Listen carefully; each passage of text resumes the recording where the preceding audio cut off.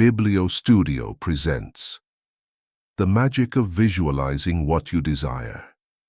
Design Your Destiny. Chapter 1. How a Desire is Born and Becomes a Vision. Everything that exists in the visible world was once an invisible spark in someone's mind.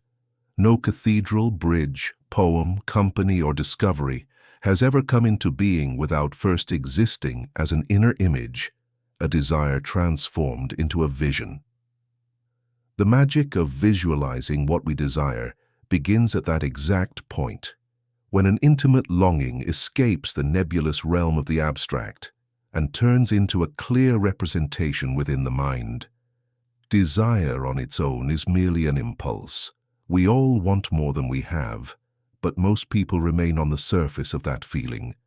The difference between those who leave a mark and those who simply drift through life lies in how they turn desire into vision. Visualization is the bridge that transforms what I wish to be into what I can become. A genuine desire often appears as discomfort, as a subtle disturbance of the present state. It does not always arrive like a bolt of inspiration, but more often as a quiet unease, an intuition that something in our lives does not match what we could achieve. That discomfort is fertile soil. It is where the seed of visualization is planted.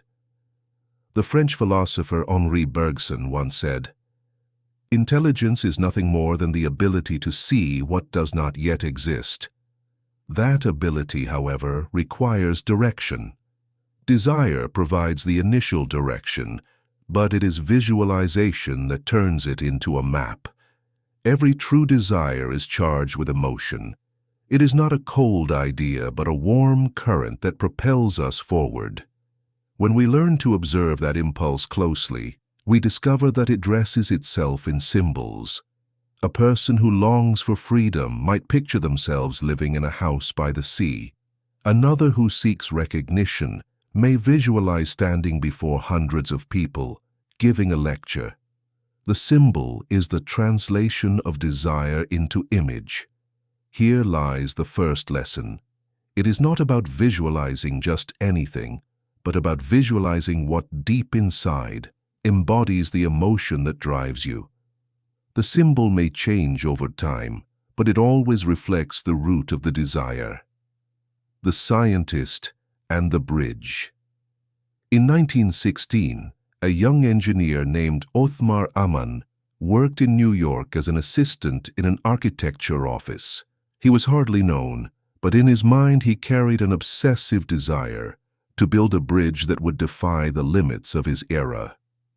One night, while walking along the Hudson River, he stopped and began to imagine, in vivid detail, a suspension structure connecting Manhattan to New Jersey.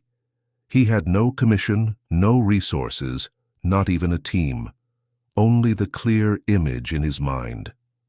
10 years later, Ammann presented a design for the George Washington Bridge, a project many considered impossible. In 1931, the bridge was inaugurated as the longest of its kind in the world. Where did that colossal structure of steel come from? From a visualization so alive that Ammann could describe every beam before it even existed. His story illustrates how a desire to be recognized as an engineer and to create something transcendent becomes a vision through disciplined imagination. Not every thought deserves to become a vision. A crucial difference between desire and whim is persistence. A whim fades once the initial emotion cools. A deep desire remains, returning again and again. This is why when we speak of visualizing what we desire, we must learn to separate the noise from the melody. Ask yourself simple questions. Does this desire accompany me in silence, even when I don't mention it? Does it excite me, even when I imagine the difficulties along the way? Do I feel that by achieving it, I would not only obtain something, but become someone different? If the answers are yes, you are facing a desire worthy of visualization. The psychologist William James stated that attention is the taking possession by the mind in clear and vivid form of one out of several simultaneous objects or trains of thought. Visualizing what you desire means deliberately choosing which seed to invest your daily attention in. Just as a gardener removes weeds that steal nutrients, we must also remove images of failure, fear, or mediocrity that compete with the main vision. A seed does not grow with a single watering, but with constancy. Visualization also requires repetition. This is not about obsession, but about returning to the same image again and again with freshness, as if for the first time. Over time, the mind begins to accept that image as part of its natural landscape. Olympic athletes know this secret well. Studies at the University of Chicago showed that basketball players who practice free throws only in their minds through detailed visualization improved almost as much as those who practiced physically. The mind does not fully distinguish between what is imagined and what is real. What you repeat internally leaves a trace on the brain. At this point, an inner objection often arises. What if I'm just daydreaming? The difference lies in direction. Dreaming without purpose is escapism. Visualizing with intention is construction. The human mind, when undisciplined, tends to scatter. That is why the first obstacle is lack of focus. Another obstacle is doubt, that inner voice that says what you imagine is impossible. Here it is useful to remember what Norwegian explorer Fridtjof Nansen wrote before crossing the Arctic in 1895. The difficult art is not to find the way, but to believe that it exists. To begin training visualization, I propose a simple exercise. 1. Name the desire. Write it down in one clear sentence, without embellishments. Example: I want to dedicate myself to writing full-time. 2. Find the symbol. Ask yourself, if that desire were an image, what would represent it? Perhaps a desk by a window, with your books published on a shelf. 3. Breathe the vision. For a few minutes each day, sit in silence, breathe deeply, and imagine that symbol with the greatest possible sensory richness. Don't force it. Let emotion color it. Repeat this exercise for at least a week, and you will notice that the image begins to take on a life of its own. Chapter 2. The role of imagination in the creation of realities. If desire is the seed, imagination is the soil in which it grows. Without imagination, longings wither before they are born. The human mind possesses an extraordinary power. It can mirror reality like a reflection, but it can also distort it or invent an entirely new one. Many people confuse imagination with childish daydreaming. They think it is merely a refuge to escape the world. But imagination is something much deeper. It is the ability to create internal representations that guide our actions. A merchant calculating risks, an architect designing a building, a doctor envisioning the progress of a patient. All of them depend on imagination to make sense of what does not yet exist. The difference between fantasizing and visualizing lies in intention. Fantasy entertains, visualization builds. Imagination is the secret laboratory where we rehearse life before we live it. In a certain sense, imagination functions as an inner mirror. It does not reflect what is outside, but what we believe we are and what we consider possible. If someone sees themselves as a victim, they will imagine futures where they always lose. If another sees themselves as a creator, their imagination will return images of victory. The British writer Samuel Johnson expressed it clearly. He who never looks ahead remains behind. That looking ahead takes place in the mirror of imagination, where we project future versions of ourselves. In the 1940s, a young French actress named Annie Girardot suffered from a problem that seemed destined to ruin her career. She stuttered under pressure, yet she refused to give up. Every night, in front of the mirror in her room, she imagined herself delivering long dialogues with fluency and confidence, as if she were already an acclaimed star. Curiously, during those private sessions, her stuttering vanished. Her mind accepted that version of herself as true. After months of practice, she managed to transfer that fluency to the real stage. Decades later, Annie Girardot became one of the most recognized actresses in French cinema. Her story shows that imagination not only reflects who we are, but also who we can become. Neuroscience has shown that the brain does not fully distinguish between what we see with our eyes and what we see with our mind. When we imagine an action, the same brain areas are activated as when we physically perform it. This is known as mirror neurons. This explains why elite athletes dedicate so much time to mental rehearsal. Michael Phelps, the most decorated Olympic swimmer, admitted that before each competition, he saw the entire race in his mind: the start, the turns, the finish line. It was not a superstitious ritual, but neurological training. When we visualize an outcome, the brain begins to become familiar with it, as if it had already experienced it. In this way, imagination acts as a simulator that prepares the mind and body for reality. The mirror of imagination, however, does not always reflect clean images.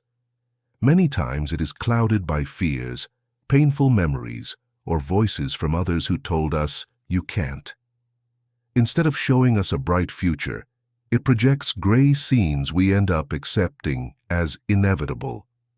This phenomenon is dangerous because it turns into a self-fulfilling prophecy. A person who imagines failing a job interview tends to act nervously and indeed fails. Not because destiny was written, but because their inner mirror was contaminated. This is why one of the most important tasks in the art of visualization is cleaning the mirror, identifying limiting beliefs, and replacing them with images of power. Here is a simple exercise. 1. Detect the negative image. Ask yourself, what do I see in my mind when I think about my goal? Do I see an insecure, weak, or defeated version of myself? 2. Contrast it with an ideal image. Imagine the strongest, most confident version of yourself achieving that goal. Add color, detail, and movement. 3. Conscious substitution. Each time the negative image appears, interrupt it and place the positive one instead. At first, it may feel artificial, but with practice, the brain will adopt the new image as natural. This exercise is a cleansing method. Little by little, the inner mirror will stop returning shadows and begin to reflect light. In ancient China, there was a documented tradition of the dream architects. These wise men trained their disciples to imagine entire cities during their dreams. They were asked to construct, in great detail, palaces and gardens that existed only in their minds. It was believed that in doing so, they were shaping not only their character, but also the prosperity of their community. Though today it may seem like legend, the principle it contains is remarkable. The systematic practice of imagining inner worlds as training to transform the outer one. Most people use imagination in a scattered way. They worry about disasters, invent negative dialogues, or replay mistakes. That too is imagination, but without direction. Visualizing what we desire requires channeling that ability toward a concrete goal. We can compare it to light. A bulb illuminates diffusely. A laser concentrates light on one point and cuts through steel. Scattered imagination is the bulb. Directed imagination is the laser. The challenge is to learn to aim it at the vision we want to materialize. When we recognize imagination as a mirror, we understand that we are never alone in our struggle. Each visualized thought returns an image, and that image influences us in turn. It is a cycle. What I imagine transforms me, and what transforms me changes what I imagine. Here lies the true magic. By working with imagination, we are not playing with illusions, but interacting with the central mechanism that shapes human experience. Chapter 3. The Science Behind the Invisible.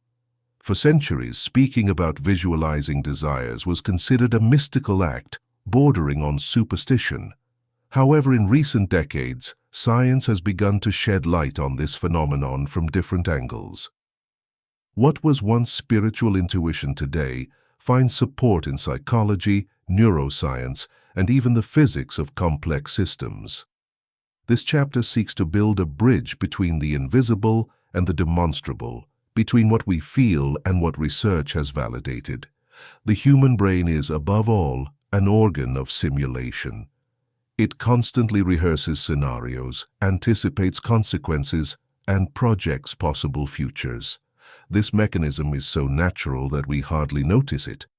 When we think about what we will say in a difficult conversation, we are already simulating. When we worry about a negative outcome, we are too. Canadian psychologist Daniel Gilbert summarizes it in one powerful phrase. Human beings are the only animals that think about the future. This ability to project is what makes visualization such a powerful tool. What we imagine is not a mere pastime. It is a neuronal rehearsal that affects how we act when the real situation arrives. Studies in sports psychology. One of the fields that has most explored visualization is sports. In the mid-1960s, Australian psychologist Alan Richardson conducted an experiment with 3 groups of basketball players. The first group practiced free throws every day for 20 minutes. The second group did not practice at all. The third group practiced only in their minds. Each day, for 20 minutes, they visualized themselves making baskets. At the end of the trial weeks, the results were surprising. The first group improved their performance by 24%. The second showed no changes, and the group that only visualized improved by 23%, almost the same as those who practiced physically. This finding demonstrated that the mind can train the body without the body moving. It is not magic, but neuroplasticity. The brain creates connections similar to those formed during real action. Until a few decades ago, it was believed that the brain was a fixed structure after childhood. Today, we know it is highly plastic. It changes according to what we think, feel, and experience. Each repeated visualization reinforces neural circuits, as if paving mental pathways. Neurologist Donald Hebb formulated a law that summarizes this process. Neurons that fire together wire together. In other words, imagining an achievement repeatedly causes the neurons involved in that achievement to strengthen, increasing the likelihood that the body will carry it out more effectively. Another field that supports visualization is the placebo effect. It has been shown that patients who believe they are receiving a treatment, even when it is actually an inert substance, experience real improvements in their health. Why does this happen? Because the brain, convinced of the treatment's effectiveness, triggers chemical responses that benefit the body. A study published in the New England Journal of Medicine showed that even placebo surgeries, simulated interventions without real changes, managed to reduce pain in patients with knee problems. The mind, visualizing that it had been operated on, acted as if the body were healing. This does not mean that visualization replaces medicine, but it does show that the mind is a powerful ally in any process of healing and transformation. Cognitive psychology has also investigated how mental images influence behavior. Canadian psychologist Alan Paivio proposed the dual coding theory. according to which we process information both verbally and visually. When we use both codes, retention and impact are much greater. This explains why visualizing a goal has more force than simply writing it down. By converting words into internal images, we engage more cognitive and emotional resources, making the goal more vivid and attainable. During the Vietnam War, U.S. pilot James Stockdale was held prisoner for more than 7 years. Among the many difficulties he faced was the impossibility of practicing the piano, his favorite instrument. To avoid losing his skill, each day he imagined himself playing complete pieces, note by note, with his fingers moving over an invisible keyboard. Upon being released, he discovered with surprise that not only had he not lost his ability, but he had actually improved in the execution of certain works. His mind had practiced under extreme conditions, reinforcing the necessary connections for his fingers to know what to do when he returned to a real instrument. This story shows how visualization can maintain and even expand abilities when physical action is not possible. With functional magnetic resonance imaging, we can now observe what happens in the brain during visualization. Studies show that when someone imagines moving an arm, the same areas activate as when moving it physically. The difference lies in intensity, not location. This confirms what athletes, musicians, and creatives have intuited for centuries. When visualizing, the brain trains as if it were acting in reality. Not everything is supportive. There are legitimate criticisms of the excessive use of visualization. Some researchers point out that imagining a positive outcome can lead to complacency if not accompanied by action. In other words, dreaming without acting can make us feel as if we have already achieved something, reducing real motivation.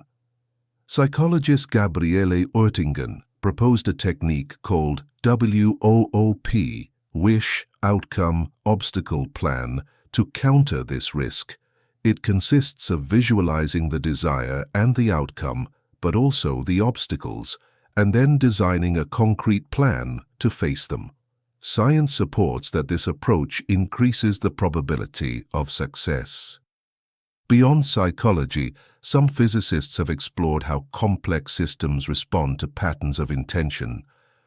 Although still a speculative field, experiments such as those conducted at the Princeton Engineering Anomalies Research Lab suggest that the human mind can slightly influence random number generators, introducing unexpected order. Without claiming miracles, these findings open the door to the idea that consciousness may play a more active role in reality than we usually assume. The value of these discoveries is not in turning visualization into dogma, but in understanding that science confirms what we have always intuited. The mind is a powerful stage. What we represent there does not simply vanish into the air. It leaves traces in our body, in our behavior, and possibly in the reality that surrounds us. Chapter 4. The Art of Seeing Without Eyes. How to Train the Mind for Clear Images. Visualization is not a talent reserved for a few enlightened individuals. We all possess the ability to generate mental images, though some do it more easily than others. The secret lies in training. Just as a painter learns to mix colors or a musician to recognize chords, we too can train our minds to see without eyes. As children, our imagination flowed naturally. An empty box was enough to become a castle, a stick turned into a sword, or a clumsy drawing gave life to characters. Over the years, that spontaneity weakened, partly because formal education privileged logic and relegated imagination to the realm of childhood. Yet the capacity is never lost. It remains dormant. Training visualization is, in a sense, awakening that mental muscle that has always been there. The difference between imagining and visualizing. It is worth clarifying a distinction.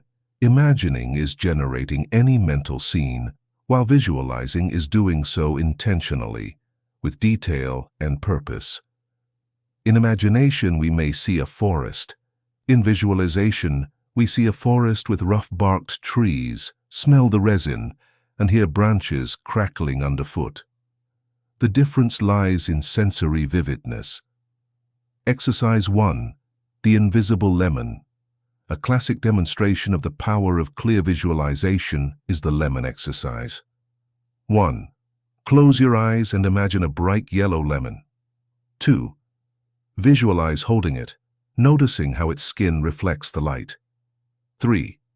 Now imagine cutting it open and bringing it to your nose. Inhale its acidic aroma.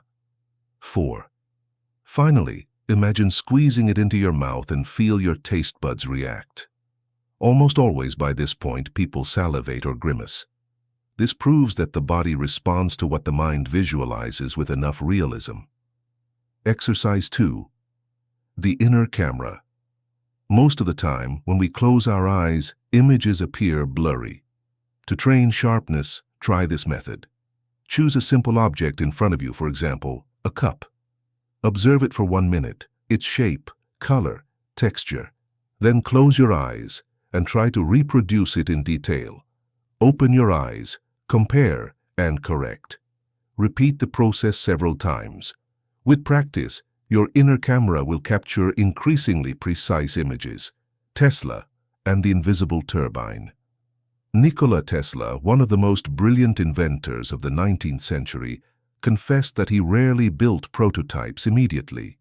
His method was to visualize the entire machine in his mind, watch it spin, detect flaws, and correct them without moving a single real piece. He said he could see the turbine running in his imagination for weeks before assembling it physically. His ability to see without eyes allowed him to design revolutionary motors and electrical systems.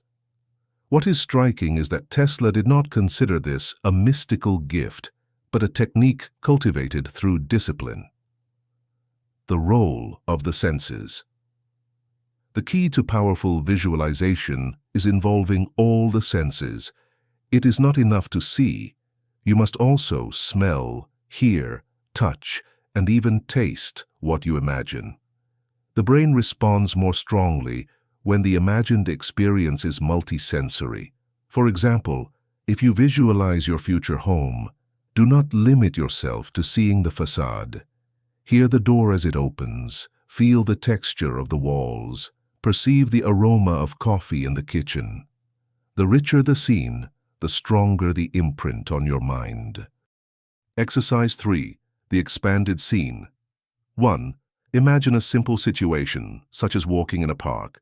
2. Start with the visual, the trees, the sky, the path. 3. Add sounds, birds, wind, footsteps. 4. Add sensations, temperature, breeze on your skin. 5. Add smells, grass, flowers, damp earth. Suddenly, what was a flat image becomes an immersive experience. Common obstacles in training. At the beginning, many people say, "I can't see anything, it's all dark." The point is not to force images, but to let them emerge. Some people do not see sharp images, but rather feel or sense them. That too is visualization. With practice, clarity improves. Another obstacle is mental distraction. When closing the eyes, the mind fills with irrelevant thoughts. The solution is simple: patience and short practice. It is better to train 5 minutes a day with focus than attempt half an hour and end up frustrated. Exercise 4.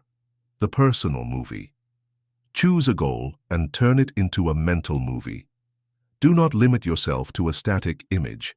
Create a sequence with a beginning, development, and end. For example, if you wish to give a lecture, visualize yourself preparing the presentation, walking onto the stage, greeting the audience, and receiving applause at the end. Narrative adds strength because the mind thinks in stories. We do not remember isolated data, but plots. Your goal, turned into a movie, will be imprinted more strongly in your memory. A common mistake is visualizing mechanically as if it were an obligatory task. Emotion is the true engine. If your inner image evokes nothing, it will likely have little impact. But if it awakens enthusiasm, gratitude, or joy, the brain releases neurotransmitters that reinforce the experience. In this sense, visualization is more art than technique. It is about connecting with the emotion behind the image, because it is that vibration that gives it life. During the Endurance Expedition, 1914 to 1916, Ernest Shackleton and his crew were trapped in Antarctic ice for months. To keep morale alive, Shackleton asked them to imagine each night the banquet they would enjoy upon returning to England. They described the dishes, the smell of the roast, the taste of the beer. That collective visualization, though it seemed like a simple game, kept hope alive amid extreme adversity. Years later, the survivors acknowledged it was one of the factors that saved them. Training in visualization is not an end in itself. The goal is for those images to become so familiar that your mind considers them possible, even inevitable. When a scene is repeated with enough clarity and emotion, it ceases to be fantasy and becomes conviction. And conviction guides actions in real life. Chapter 5. The Hidden Fuel, Emotion and Vibration in Visualization.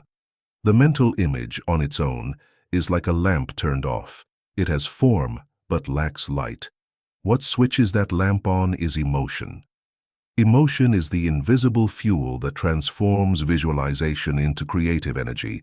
Without it, inner scenes remain flat. With it, they come alive, generate vibration, and begin to influence our reality. Cold thought versus ignited thought. Think of two people repeating the same affirmation. I will succeed in my project. One says it coldly without enthusiasm. The other declares it with a racing heart, vividly imagining victory. The difference is not in the words, but in the emotional charge behind them.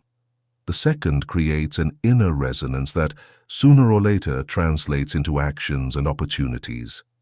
Psychology has shown that emotion intensifies memory and attention. What we feel strongly is etched more deeply. That is why we remember the day we fell in love or a moment of personal triumph. They were infused with emotion. Visualization works in the same way. When we speak of vibration, we are not referring strictly to a mystical phenomenon, but rather to a way of describing the emotional frequency we radiate. Each emotion has its own note. Fear contracts, joy expands, gratitude harmonizes.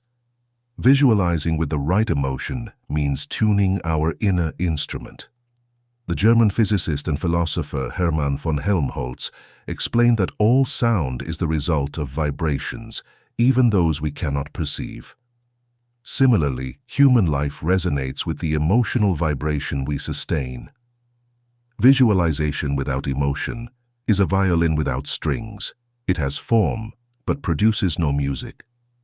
In 1960, a young Ethiopian runner named Abebe Bikila won the Olympic marathon in Rome, barefoot.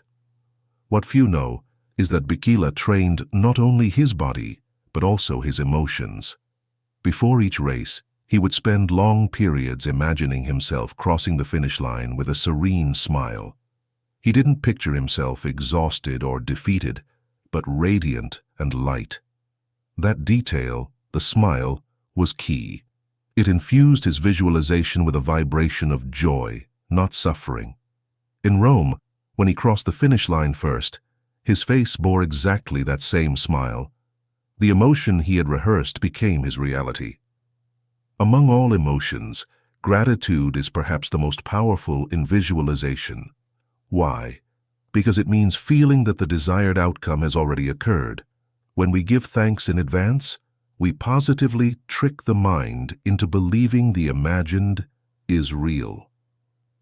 A study conducted at the University of California showed that people who practice daily gratitude not only reported greater well-being but also achieved their personal goals with more consistency. Gratitude generates an expansive vibration that attracts resources, people, and opportunities. Exercise 1. Relive a triumph. Before visualizing a goal, spend a few minutes recalling a past achievement. It doesn't matter how small: winning a school contest, receiving sincere praise, overcoming a personal challenge. Relive the emotion intensely. How did your heart beat? What expressions did your face hold? Once the emotion resurfaces, connect that energy with your new visualization. It's like starting the engine before beginning the journey. Exercise 2. The Emotion Journal. Keep a notebook where you record not only what you want, but also how you want to feel when you achieve it. Write phrases like, "I feel free as I walk through my new home," or "I am filled with serenity as I share with the person I love." Then close your eyes and experience those feelings as if they were already real. This habit trains the mind to focus not only on objects, but on emotional states. After all, what we ultimately seek in every goal is not the thing itself, but the feeling it will give us. A common mistake is visualizing with anxiety, as if begging for something missing. That approach transmits a vibration of scarcity and ends up reinforcing it. Visualization is not pleading, but embodying in advance the desired state. The Russian writer Anton Chekhov put it with irony: "Any fool can face a crisis. The real challenge is day-to-day living." In visualization, the challenge is sustaining the right emotion without slipping into lack. The key is to practice the feeling of "it is already mine," rather than "someday I'll have it."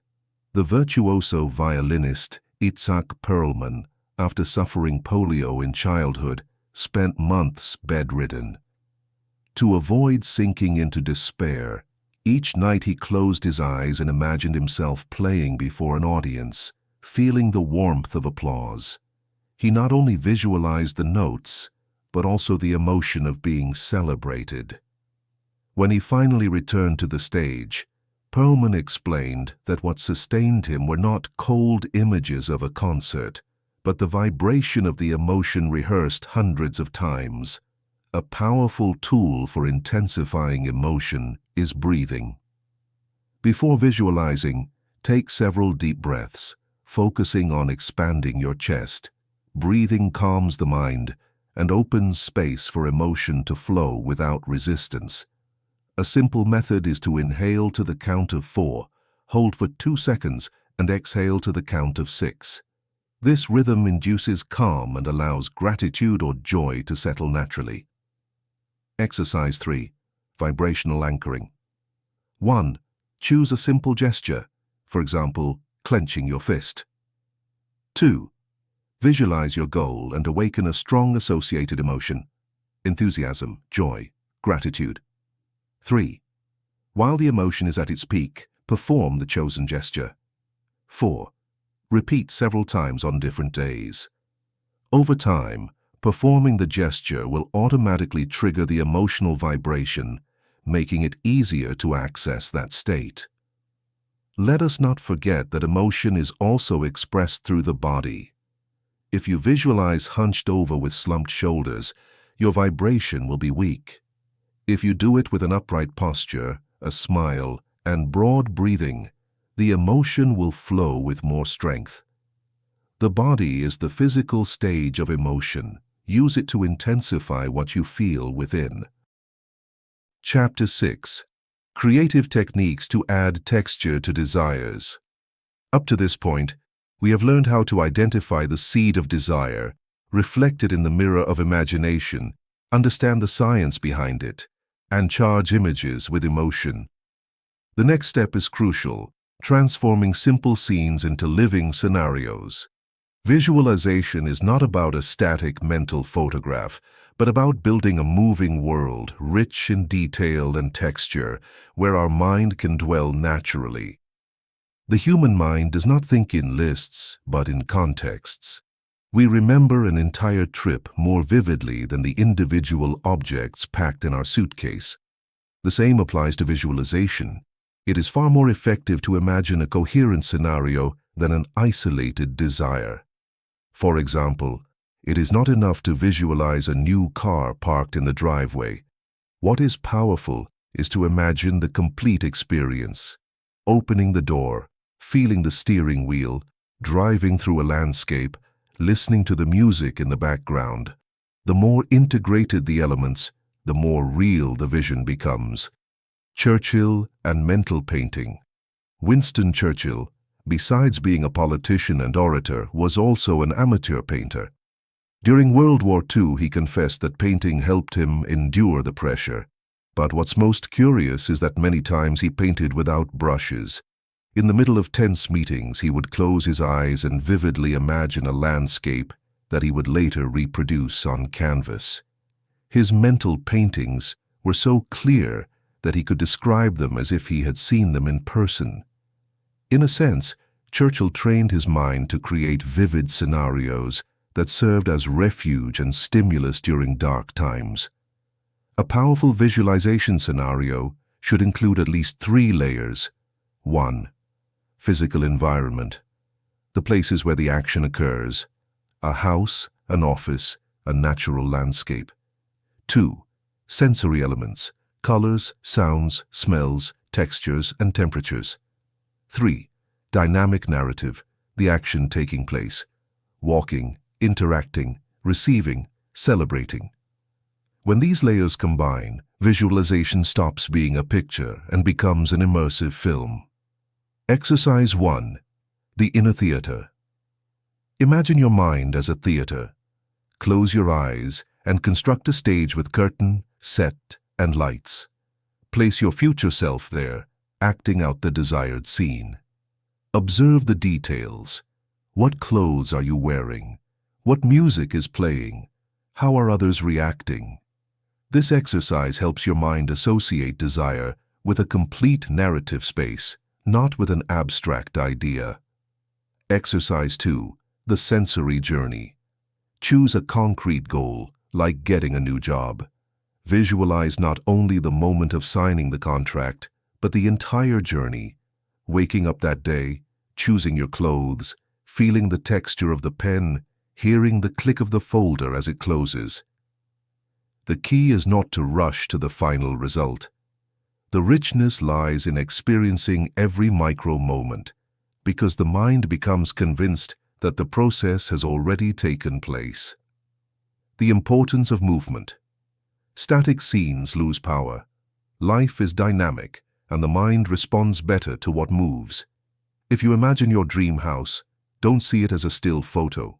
Walk through it, open windows, switch on lights, hear the floor creak.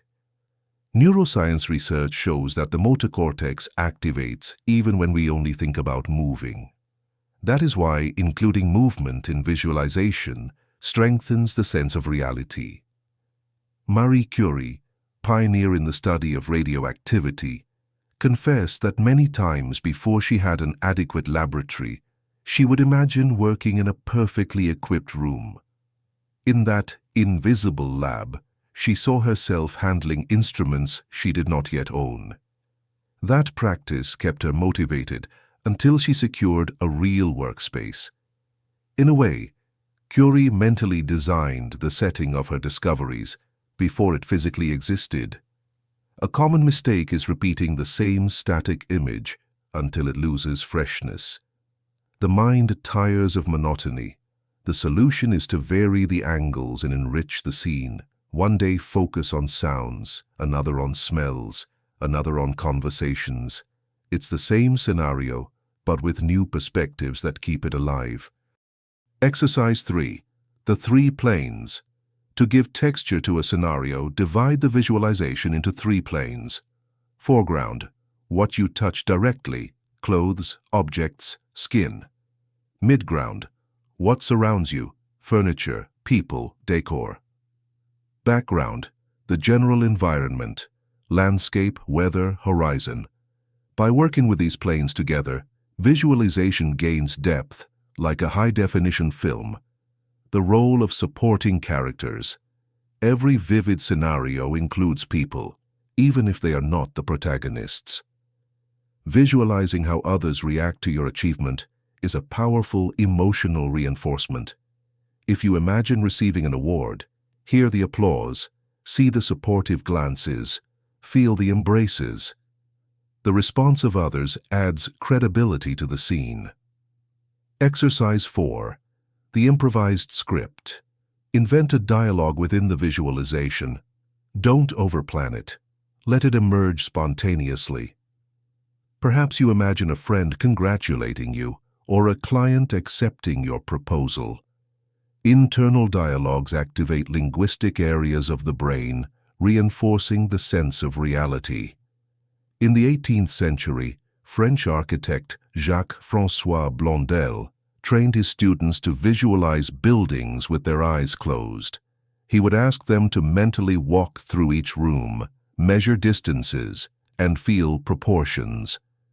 Once, a student temporarily lost his sight due to illness, but continued practicing the technique. When he recovered, he found he could design with greater precision than before, thanks to the solidity of his inner scenarios. His case shows that the mind can inhabit invisible worlds with such intensity that they become clearer than the visible ones. Visualization does not always have to be individual. In groups, it can acquire multiplied strength. Innovative companies such as Biblio have practiced imaginative prototyping for years, where entire teams visualize the use of a product before building it. Similarly, a family sharing the vision of their future home or a group of friends imagining a trip together strengthens cohesion and increases the likelihood of realization. Chapter 7. Overcoming doubts, fears, and mental blocks. Every time we try to give shape to a desire through visualization, invisible guardians appear.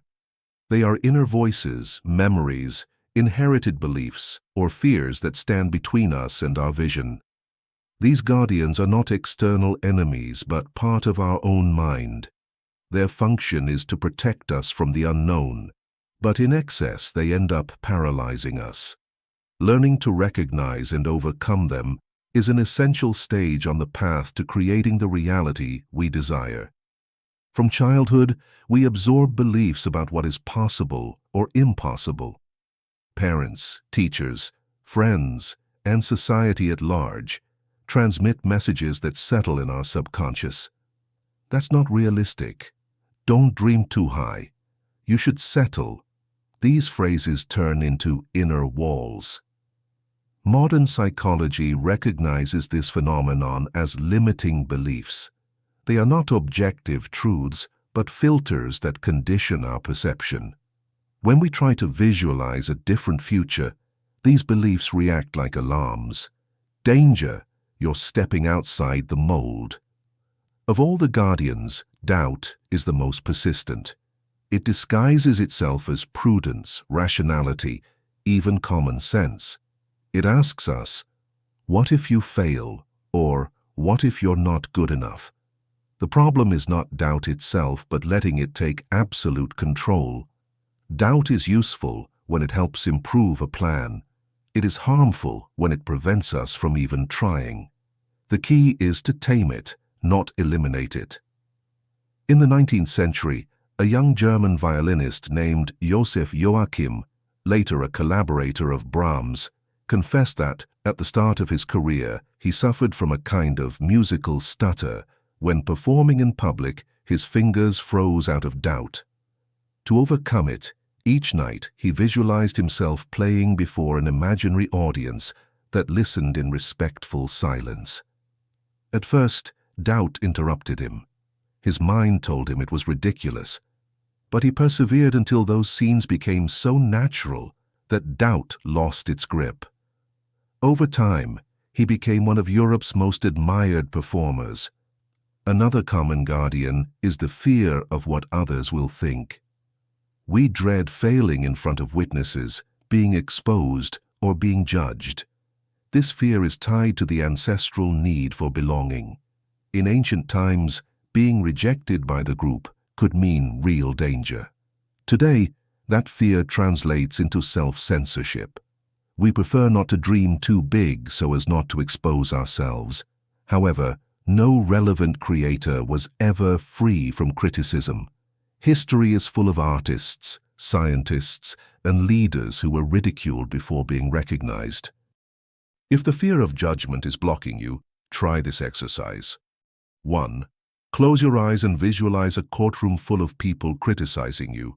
2. Let them say everything you fear to hear. 3. Then, imagine each voice fading away until the room is empty. 4. Finally, place your future self on the stage, calm and confident, receiving a standing ovation. This contrast helps weaken the power of inner criticism. A more subtle guardian is perfectionism. It tells us we should not visualize anything until we have it figured out in every detail. But perfection is a trap. Waiting for the perfect scene keeps us in immobility. Nature does not wait for perfection to flourish. A seed germinates, even if the soil is not ideal. In the same way, our visualization must begin even if it is blurry or incomplete. Over time, the details refine themselves. Before launching the first manned hot air balloon in 1783, the Montgolfier brothers conducted tests with animals, a duck, a rooster, and a sheep. They were ridiculed by scientists of the time who dismissed their experiments as absurd games, yet they continued visualizing the possibility of flight. Had they waited for the perfect plan and general approval, they would never have taken the leap. Their story reminds us that external mockery feeds on internal doubt. Once doubt is conquered, outside ridicule also weakens. Whenever a block appears, give it a name. It could be the cynical doubter, the severe judge, or the shadow of failure. By personifying it, you stop confusing it with your identity and recognize it for what it is, a passing voice. Then respond firmly. Thank you for trying to protect me, but I don't need you right now. This simple inner dialogue reduces the guardian's power. Overcoming inner guardians does not mean never feeling fear or doubt, but learning to move forward in spite of them. Emotional resilience is the ability to hold on to your vision even in uncertainty. French writer Colette once said, "Difficulty is the raw material of triumph." Every time we face a block, we can use it as fuel. Doubt becomes challenge, fear becomes motivation, and criticism becomes a sign that we are breaking molds. Write down on a piece of paper the phrase your guardian repeats. You're not capable. It's impossible. They will judge you. Then rewrite that phrase as a positive affirmation. I am learning to become capable. Everything is possible if I take steady steps. My worth does not depend on others' judgment. Repeat this new phrase during your visualization. The mind, when it hears renewed language, begins to adopt new associations. Chapter 8. Visualizing the body's vitality. If there is one area where visualization has shown remarkable results, it is health. The body responds tangibly to the images and emotions we hold in the mind. In fact, many physical ailments begin with invisible tensions we accumulate in thought. Just as a constant state of worry drains our energy, a state of conscious visualization can strengthen it. Psychosomatic medicine has shown that repressed emotions and chronic negative thinking have real effects on the body. Muscle pain, digestive issues, insomnia, and even more serious illnesses are often linked to mental states. If we accept that the mind influences the body, it is logical to also assume the opposite. Images of vitality, gratitude, and well-being have a positive impact on our cells and biological systems. The hot hand experiment. In 1975, a group of researchers at Stanford University asked volunteers to imagine holding a bag of hot water in their right hand. After a few minutes, sensors registered a significant increase in the temperature of that hand, while the other remained unchanged. This experiment shows how the body obeys the mind. An image vivid enough can produce measurable physiological changes. Exercise 1. The light scanner. 1. Sit in a quiet place and close your eyes. 2. Imagine a warm light entering through the crown of your head and slowly moving through your body. 3. Visualize this light releasing tension, relaxing muscles, and restoring energy as it flows. 4. Repeat the scan several times until your body feels light. Practice daily. This exercise helps maintain the mind-body connection and release accumulated stress. Colonel George Hall, a prisoner of war in Vietnam for 7 years, survived thanks to a peculiar mental exercise. Every day he visualized himself playing a full round of golf at his favorite club. He imagined every hole, every swing, and every emotion. When he was finally released, he returned to the real course and amazed everyone. He played with extraordinary precision, as if he had not missed a single day of practice. His mind had preserved his coordination and perhaps even his health through visualization. Visualization for health should not be done out of fear of illness, but out of the joy of well-being. If we do it from a place of lack, I don't want to be sick, the body receives a message of tension. But if we do it from fullness, I feel strong and full of energy, the vibration is expansive. Exercise 2. The ideal body in motion. 1. Close your eyes and visualize yourself in a state of full health, deep breathing, light muscles, radiant skin. 2. Imagine yourself running, dancing, or doing an activity you love with total freedom. 3. Feel the joy of moving without pain or limitations. The mind stores this experience as an anticipated memory, and the body begins to align itself with that version. In the 1970s, American oncologist Dr. Carl Simonton introduced an innovative method. He asked his cancer patients to imagine their immune system as an army of knights or superheroes defeating sick cells. Surprisingly, many patients reported improvement, and some even extended their life expectancy. While the method did not replace medical treatments, it showed that imagination could strengthen the immune response and instill hope. Obstacles in health visualization. Skepticism. Some people think visualizing well-being is naive. However, science has shown that the mind influences the nervous, endocrine, and immune systems. Impatience. Expecting immediate results leads to frustration. Visualization for health is a process, like physical training. Focusing on illness. Visualizing disease instead of vitality only perpetuates tension. Always focus attention on images of wholeness. Exercise 3. The Energy Journal. For 1 week, every morning, write down an affirmative health statement. Today my body feels light and strong. My breathing is deep and fills me with energy. Every cell in my body vibrates with vitality. Then spend 5 minutes visualizing these phrases as lived scenes. This habit creates an inner narrative that strengthens the mind-body connection. Visualization not only influences long-term health, it also impacts immediate energy. Someone who begins the day imagining fatigue will likely carry heaviness throughout the day.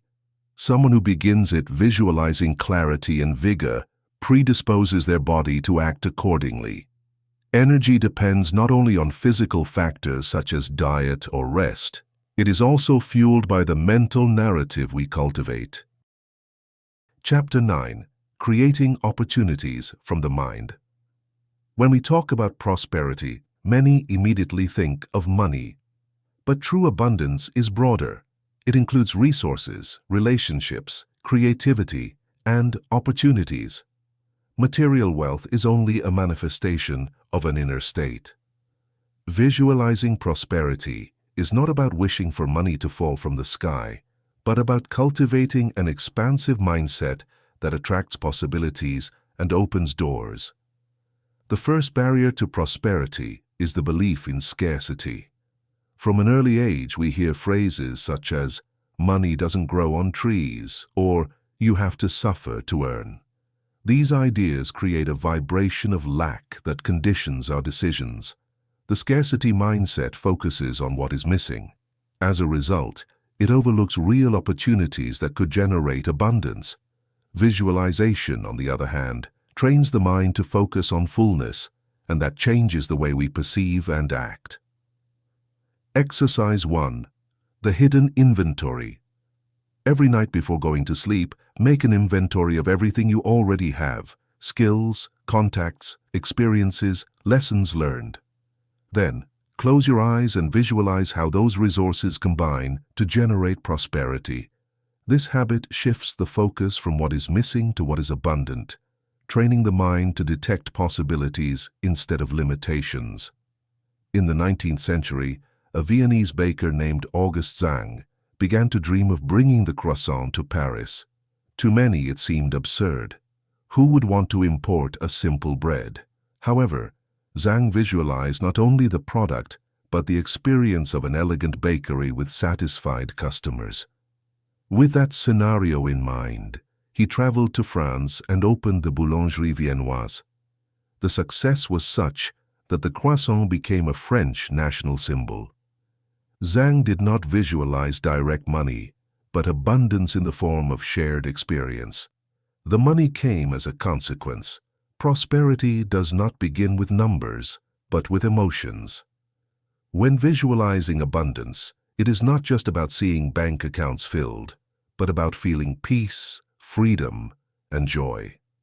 Emotion is the vibration that opens the doors to real abundance. That is why many people with money still feel poor. Their emotional state is one of lack. Conversely, there are those with modest resources who live in abundance because they know how to visualize and feel fullness in what they have. Exercise 2. The generous future. 1. Close your eyes and visualize yourself receiving an unexpected income. 2.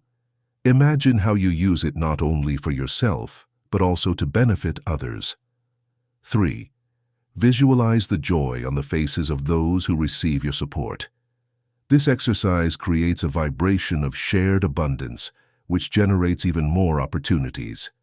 Prosperity multiplies when it flows. Andrew Carnegie, the steel magnate, constantly visualized not only his wealth, but the impact of sharing it. In fact, he once said, "The man who dies rich dies disgraced." With that vision, he created more than 2,500 public libraries around the world. Interestingly, his philanthropy did not impoverish him, but multiplied his legacy. Visualizing abundance linked to service made him a symbol of lasting prosperity. There is a key difference between visualizing prosperity and falling into greed. Greed generates tension, fear of loss, and destructive competition.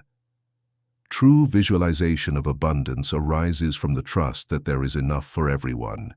Social psychologist Sonia Lyubomirsky demonstrated that those who practice regular generosity not only report greater happiness, but also tend to attract more cooperation and success in their environments. Abundance flows better when shared. Exercise 3. The opportunity map. Take a piece of paper and draw your current situation in the center. Then, around it, write down areas where you could generate prosperity, creative projects, collaborations, learning, new skills. Afterward, close your eyes and visualize how those circles light up one by one, like light bulbs illuminating your map. This exercise expands the perception of possible paths. Masanobu Fukuoka, a Japanese farmer of the 20th century, revolutionized agriculture with his method of do-nothing farming, cultivating without plowing, without pesticides, and without chemical fertilizers. He visualized fertile fields in harmony with nature.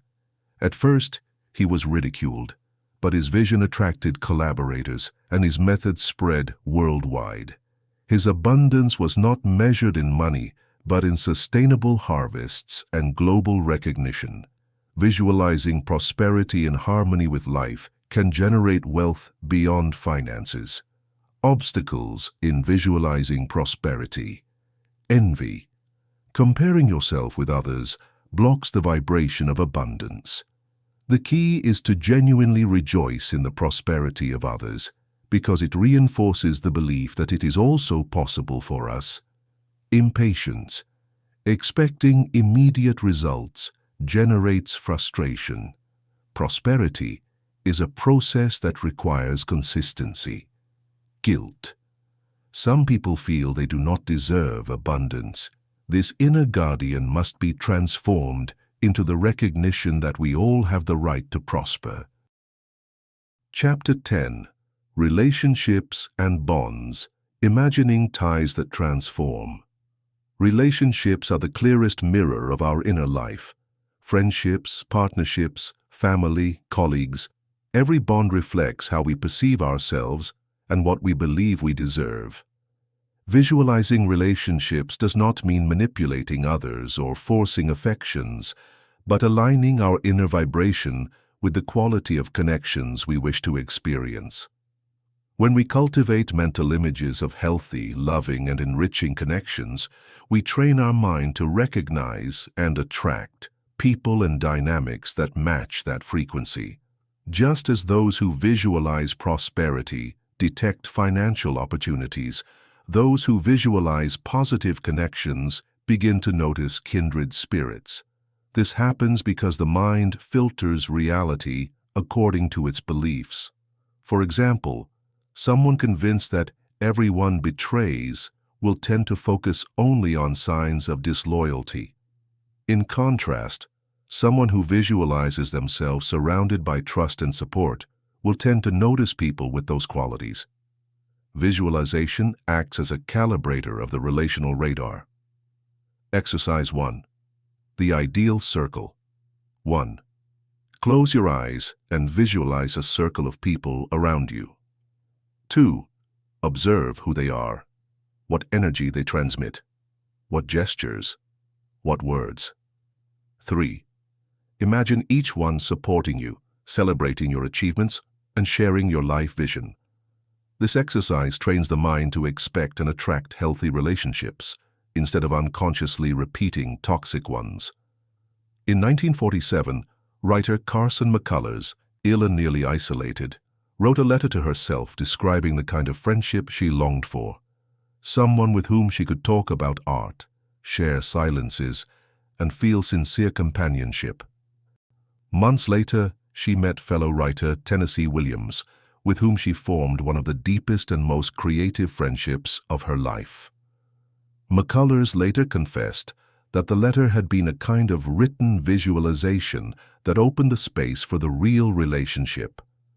No visualization of relationships will be effective if it stems from a damaged self-concept. We cannot expect healthy love from others when our inner voice is filled with contempt. Visualizing transformative bonds begins with visualizing ourselves as worthy of love and respect. This does not mean denying flaws, but recognizing our intrinsic value. Those who see themselves as whole and capable generate the vibration that attracts reciprocal relationships. Exercise 2. The Compassionate Mirror. Stand in front of a mirror, look into your eyes, and visualize that you are your own best friend.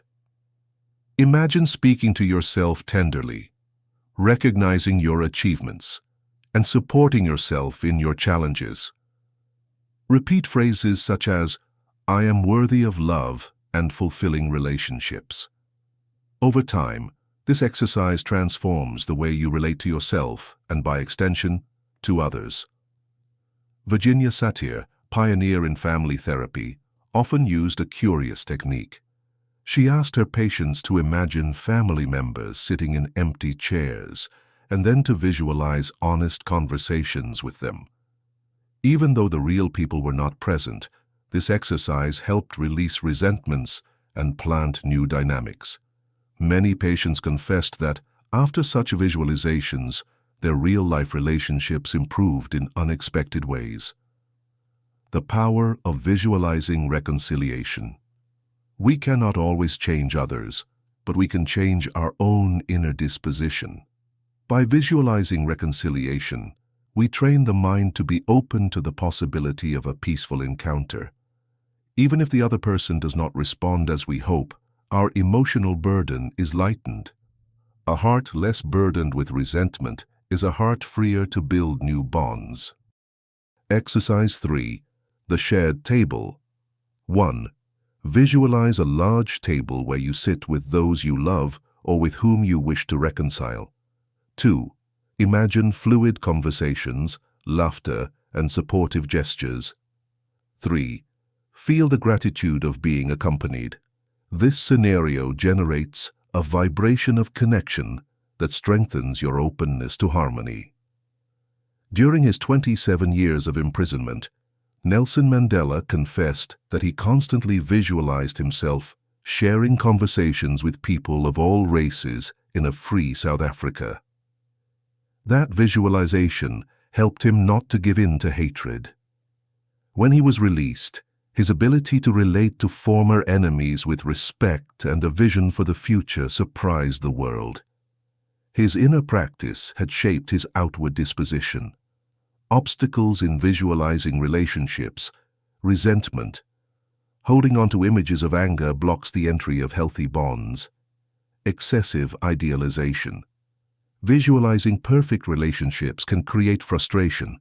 The key is to imagine human bonds with mutual understanding. Dependency.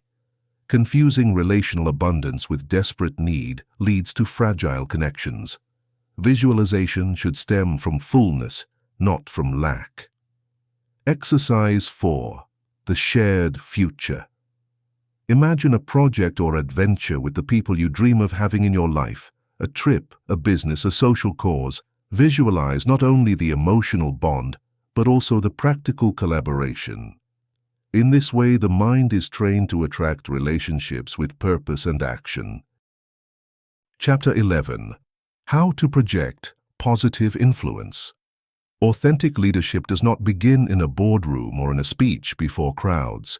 It begins in the leader's mind, one who is able to clearly visualize their purpose and the impact they wish to generate naturally projects that vision onto others. Positive influence is not about imposing, but about inspiring others to share a common horizon. A leader does not only have goals, they have a vision that inhabits them. That vision is so vivid within that others perceive it almost as a tangible reality. What makes an inspiring leader different is not their formal authority, but their ability to convey powerful mental images that others adopt as their own. When Martin Luther King said, "I have a dream," he did not present a policy plan, but a collective visualization. His speech was an emotional and moral scenario in which millions could dwell. Exercise 1. The team mirror. 1. Visualize the people you lead. They may be colleagues, students, children, or a community. 2. Imagine that each one reflects the vision you share: enthusiasm, commitment, and confidence. 3. Observe how they become inspired by one another and grow stronger together. This exercise trains the mind to see the group not as isolated individuals, but as a living organism that responds to the leader's vision. Visualization makes no sense if it is not anchored in purpose. A leader without clear purpose may inspire enthusiasm at first, but their influence soon fades. Purpose acts as a compass. It gives direction and prevents energy from being scattered.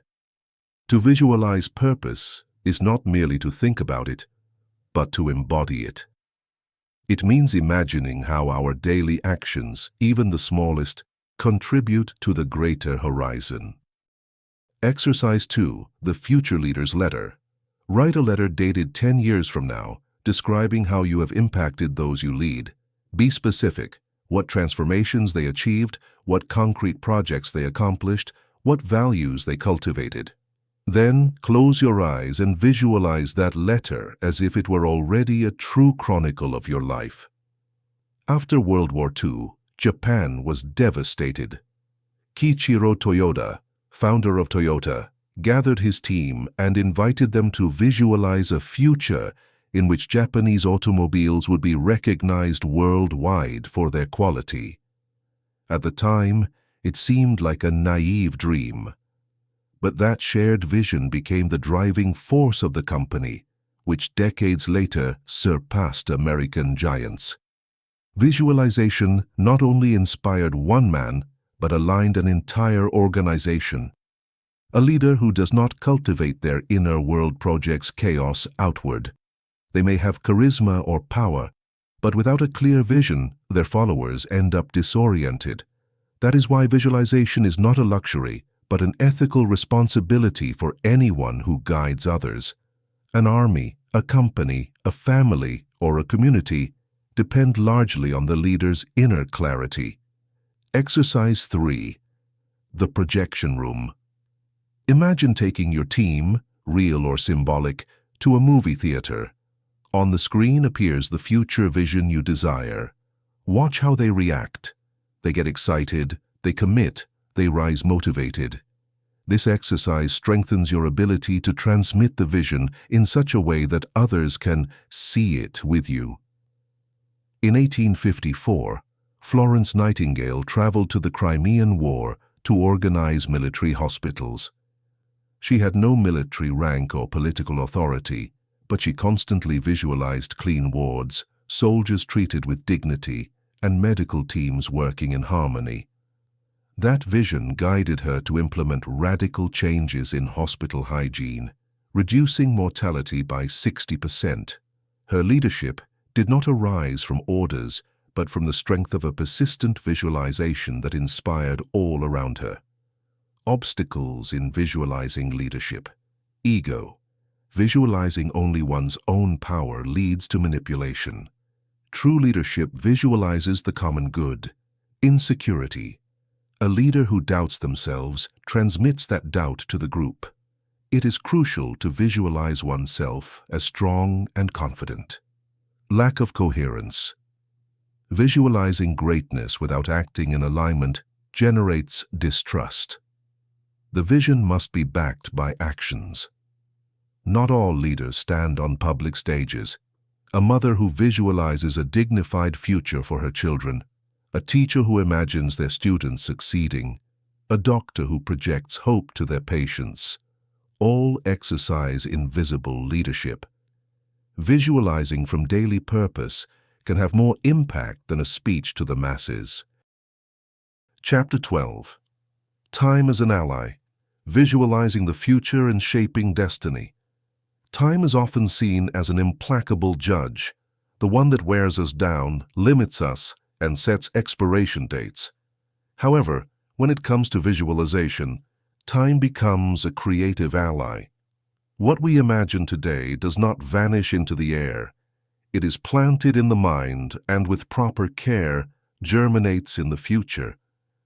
Visualization is not a passive act of waiting for someday to happen.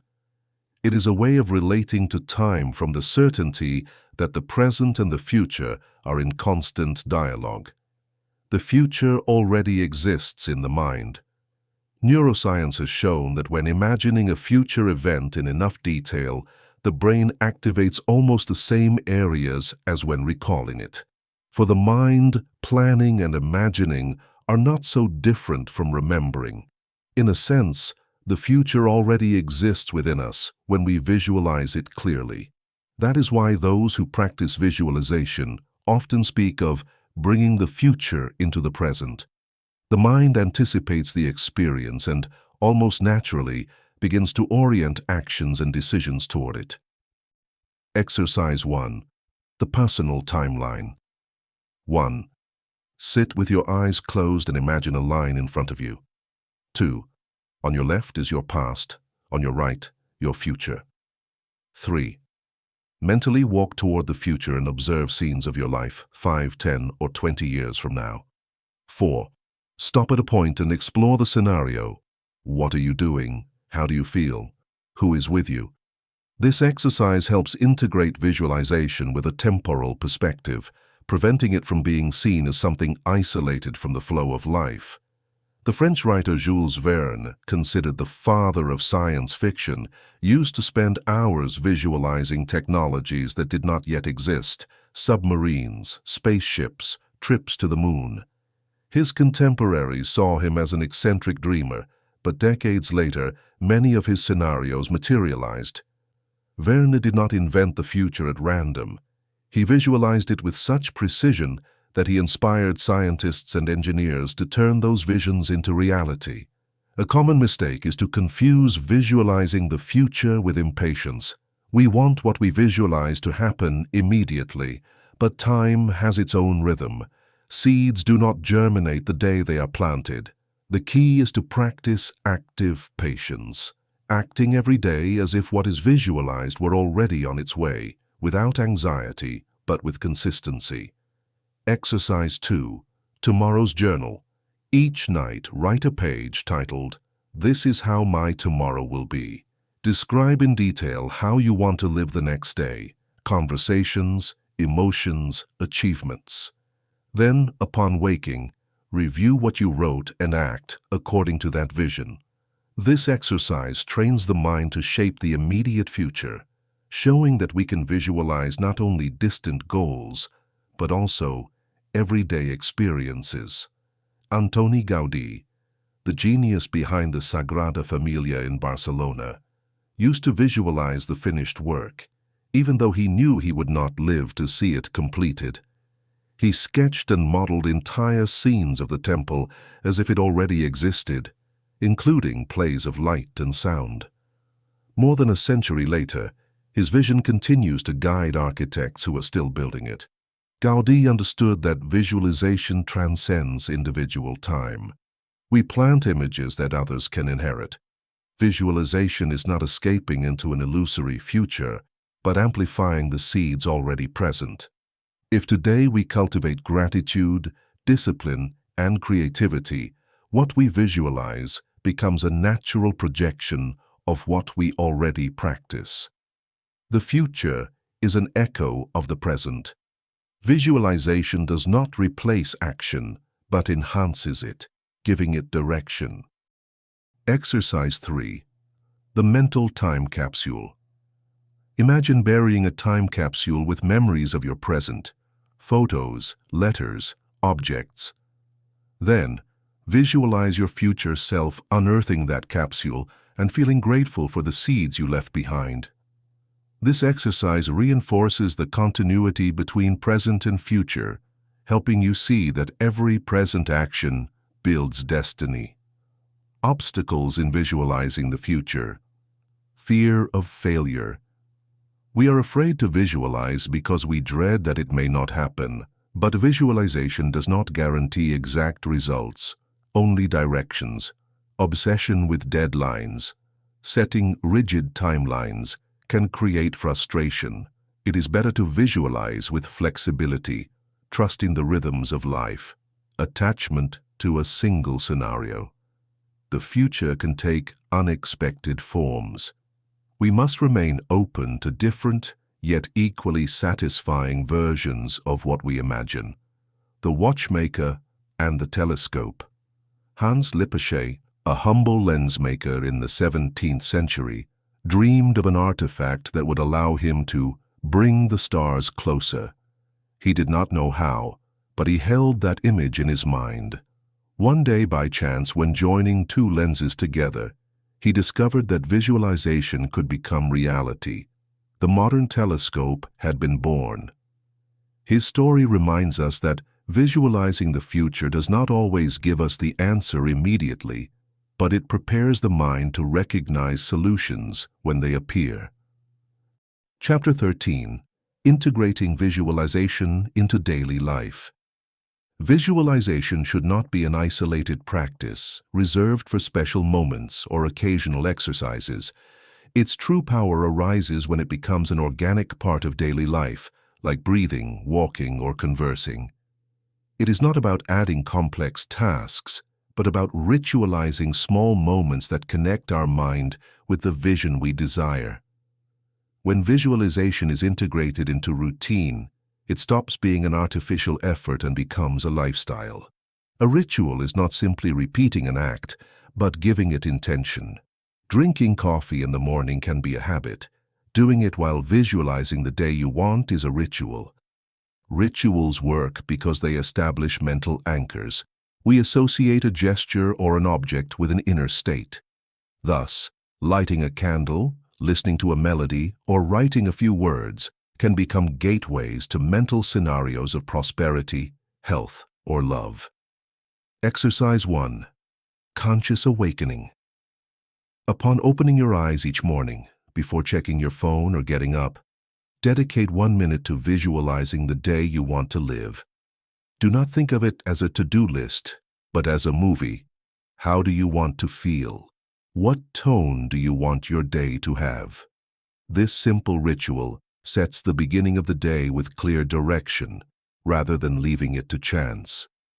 The statesman and scientist Benjamin Franklin had a curious ritual. Each morning, before starting his activities, he would ask himself, "What good shall I do today?"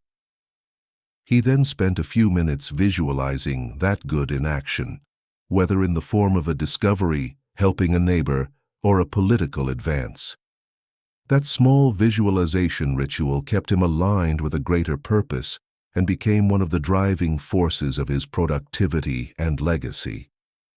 Moments of transition, upon waking, before eating, before going to sleep, are ideal for inserting micro-rituals of visualization.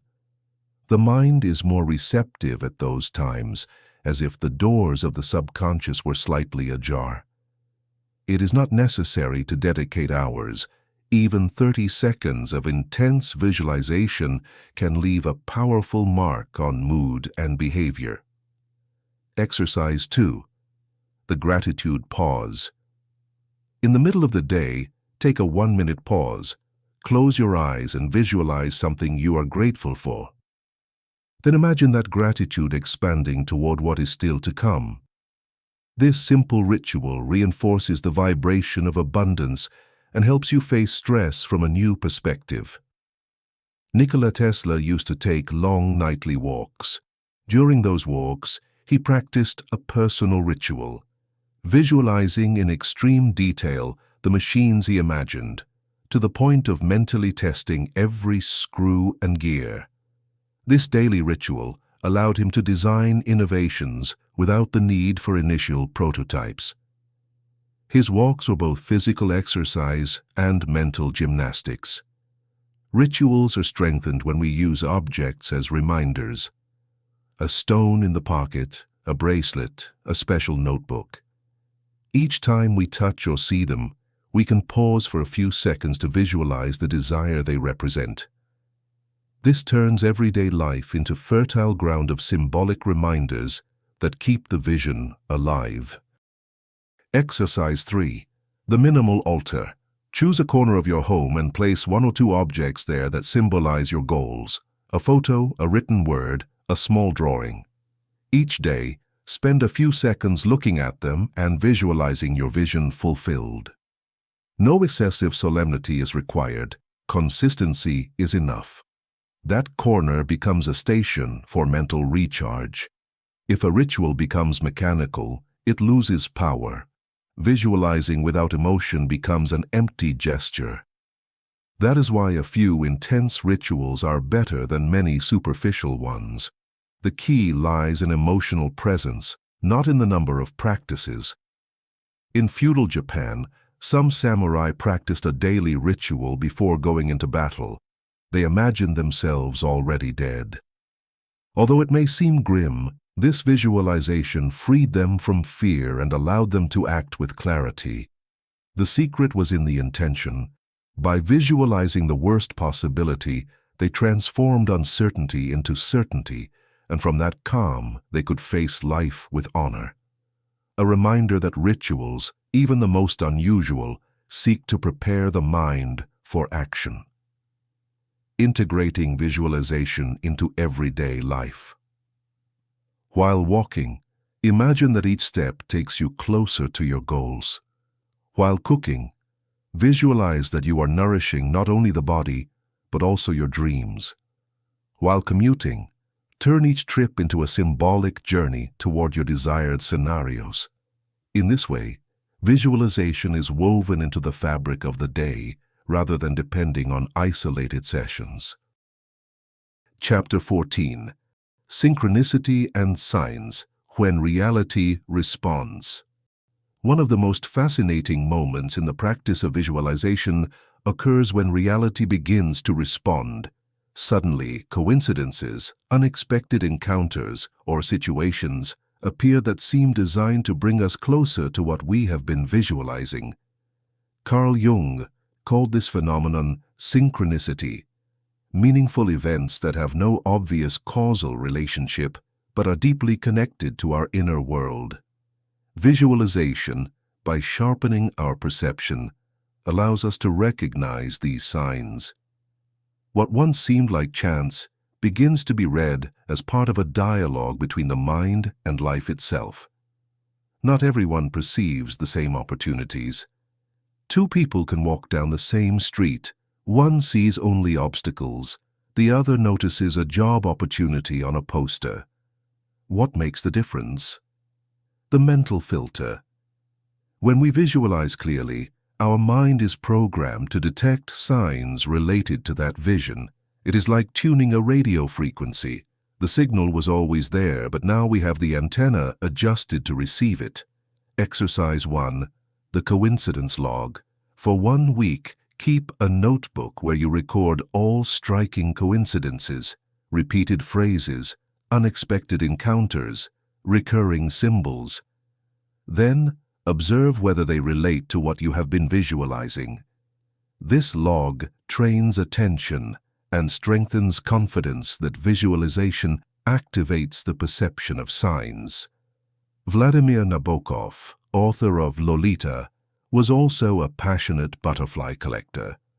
One summer, while intensely visualizing the discovery of a new species, he began to repeatedly encounter illustrations and references to butterflies in unlikely places, newspapers, conversations, even dreams.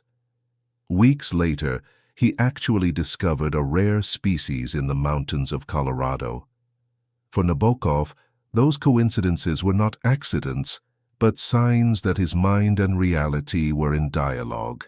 Signs are not rigid instructions, but clues. They function like beacons confirming that we are moving in the right direction. However, they require discernment. Not every coincidence is meaningful, and not every obstacle is a definitive no. What matters is the pattern. When multiple signs point in the same direction, it is time to pay attention. Exercise 2. Ask and listen. Before going to sleep, pose a question related to your visualization, such as, "What step should I take next?" Then during the following day, remain attentive to words, images, or encounters that may offer a symbolic answer. The subconscious mind works in both dreams and waking life to connect clues that the conscious mind overlooks. Thomas Edison, while working on his experiments, used to fall asleep in his chair with a steel ball in his hand. As he drifted off, the ball would fall to the floor and wake him. In that state between sleep and wakefulness, he received unexpected images and associations. He did not call it synchronicity, but he used the same principle, opening perception to signs that emerge when the rational mind relaxes. Many of his ideas were born from this dialogue with the unexpected. Not all signs are external. Some are internal. Sudden intuitions, vivid dreams, intense emotions tied to an idea. These signs are just as valuable as external ones because they show that the subconscious is aligned with visualization.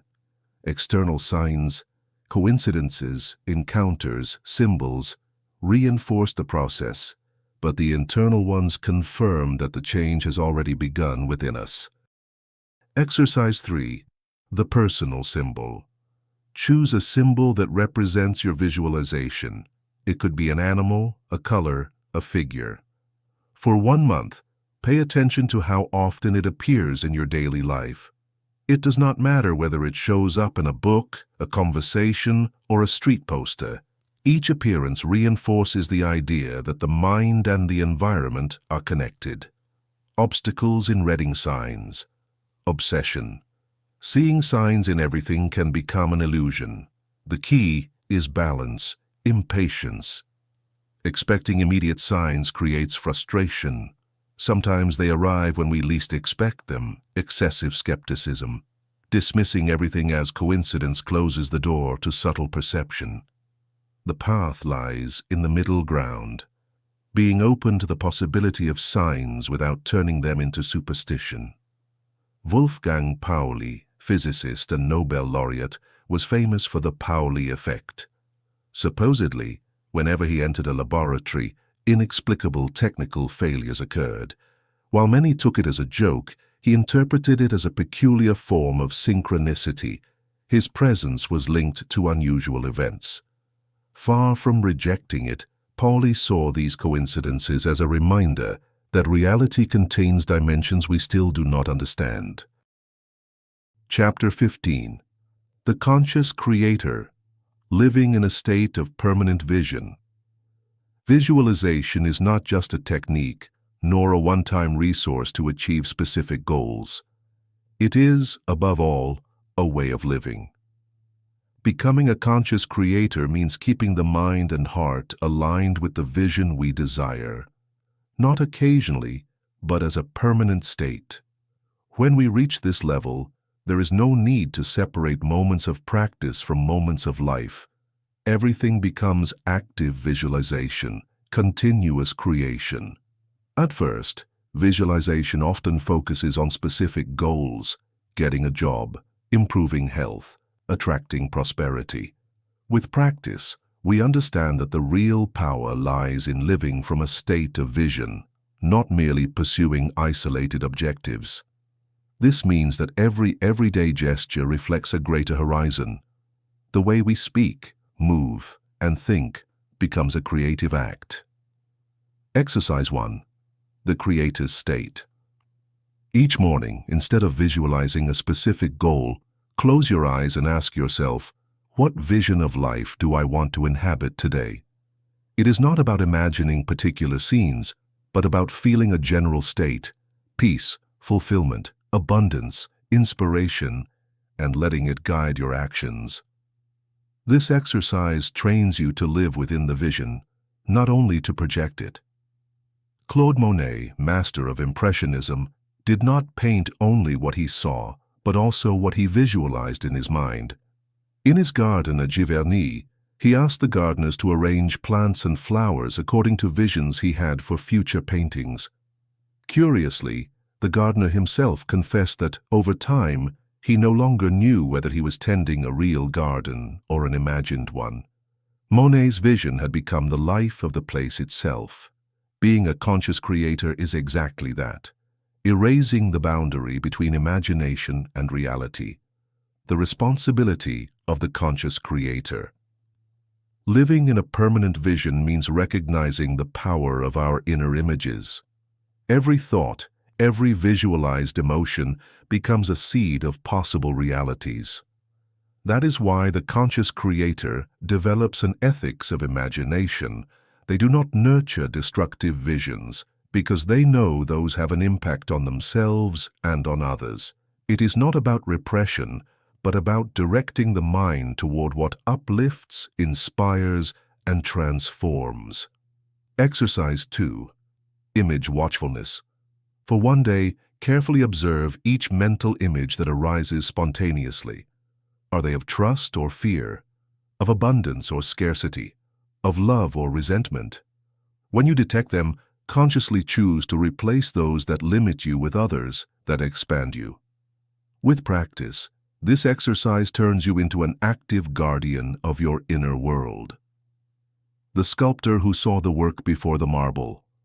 French sculptor Frédéric Auguste Bartholdi, creator of the Statue of Liberty, said he would not begin carving until he saw the sculpture complete in his mind. He claimed his task was not to create the statue, but to release what already existed within the block of marble. That attitude reflects the conscious creator. They do not fight against the world, but shape it from the inner vision that already pulses in their mind. The conscious creator not only visualizes, but also acts in coherence. Their words, decisions, and habits are extensions of the vision. This gives them credibility before others and inner strength to sustain the process. Coherence turns visualization into a real engine of transformation, preventing it from remaining mere fantasy. Exercise 3. The day as a work of art. Imagine each day as a blank canvas. In the morning, visualize how you want to paint it, colors, strokes, scenes. At the end of the day, review the canvas and observe how faithful it was to your vision. This ritual transforms everyday life into an ongoing creative process. Obstacles of the conscious creator. Distraction. Living in a world saturated with stimuli can scatter the vision. The conscious creator cultivates silence and focus. Constant doubt. It plants insecurity and weakens projection. Daily practice strengthens confidence, attachment to immediate results.